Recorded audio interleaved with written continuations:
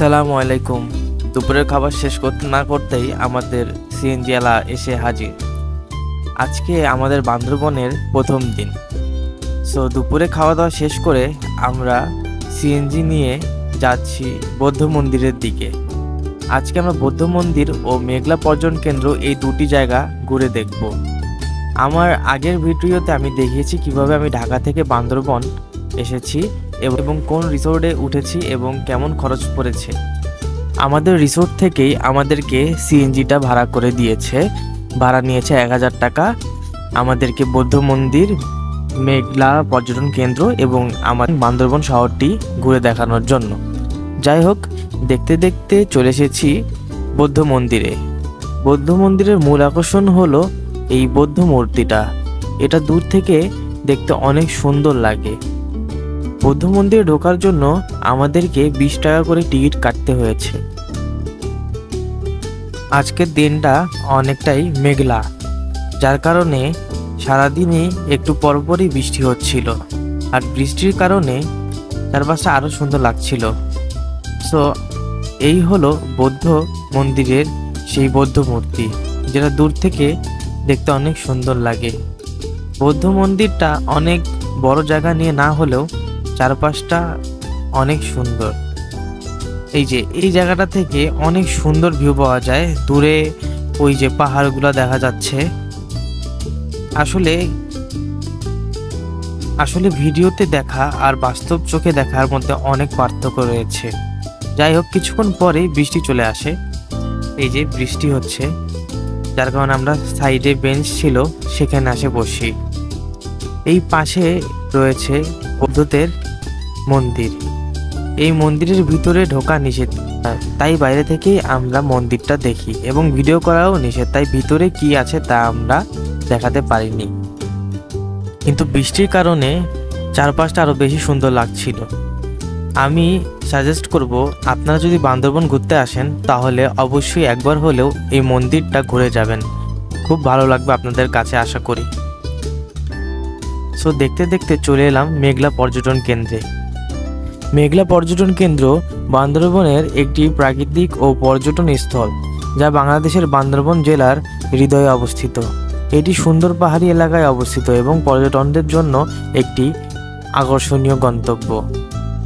মেঘলাতে ঢোকার জন্য আমাদেরকে টিকিট কাটতে হয়েছিল। টিকিটের দাম নিয়েছে 50 টাকা করে। মেঘলার ভিতরে ঢোকার সাথে সাথেই দেখতে পারবেন কিছু ইনস্ট্রাকশন দেওয়া আছে যে আপনি কোথায় যাবেন, কি কি দেখতে পারবেন। এটি মূলত একটি পাহাড়ের উপর দিয়ে উঠে আবার নিচে নেমে আসা, এই টাইপের একটি অ্যাক্টিভিটি। মেঘলাতে আসলে ছোটোখাটো একটা ট্রেকিংও হয়ে যায়, কারণ আমাদেরকে পাহাড়ের উপরে উঠতে হয়েছিল, আবার পাহাড়ের উপর থেকে নিচে নামতে হয়েছিল।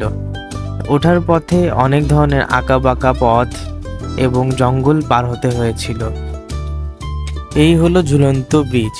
এই ঝুলন্ত ব্রিজ দিয়ে পার হয়ে আমাদেরকে ওই পাশে যেতে হবে। দেন উপরে উঠে আবার তার পাশে বাম সাইডে আরেকটা ঝুলন্ত ব্রিজ আছে, সেই ব্রিজ দিয়ে আমরা ব্যাক করব।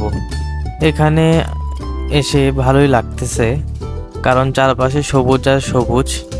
তো উপরে ওঠার সময় দেখতে পারি ছোটোখাটো একটি চিড়িয়াখানাও রয়েছে এই জায়গায়, যেখানে রয়েছে খরগোশ। এই খরগোশগুলো অনেক সুন্দর ছিল। তারপরে এটা মনে হয় বন্য ভাল্লুক না বন্য কি একটা ছিল, বলতে পারতেছি না। এই হলো বানর। বানরটা ক্যামেরা দেখে ভয় পাচ্ছিল।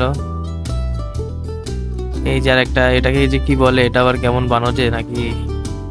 এই যে আরো বানর। বান্দরবনে আসবার বানর দেখবো না তা কি হয়, খালি বানর আর বানর দিয়ে ভরা ছিল চিড়িয়াখানাটি। অবশ্য দুইটি অনেক বড় বড় ভাল্লুকও দেখতে পেলাম। এতে সাইজে এত বড় ছিল, আসলে ক্যামেরায় সেভাবে বোঝানো যাচ্ছে না, কিন্তু দেখতে খুব ভয়ঙ্কর আর বিশাল। এই যে ঘুমায় আছে একটা, ওই পাশেরটা যে কি করতেছে। এই যে এটা হচ্ছে বন্য বিড়াল। বিড়ালটা অনেক দূরে ছিল দেখে অত ক্লিয়ারলি বোঝা যাচ্ছে না, কিন্তু দেখতে বাঘের মতন লাগতেছিল।